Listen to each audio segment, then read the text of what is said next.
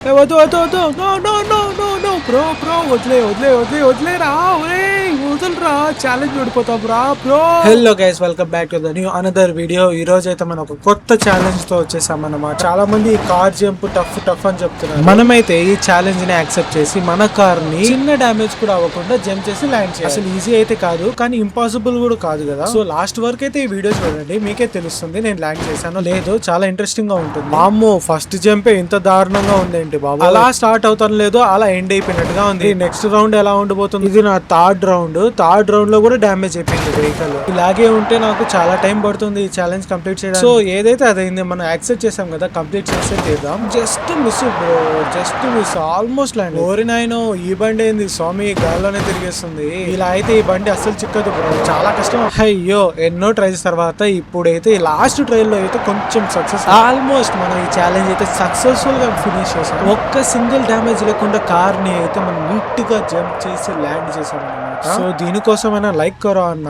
కొంచెం సబ్స్క్రైబ్ చేయండి.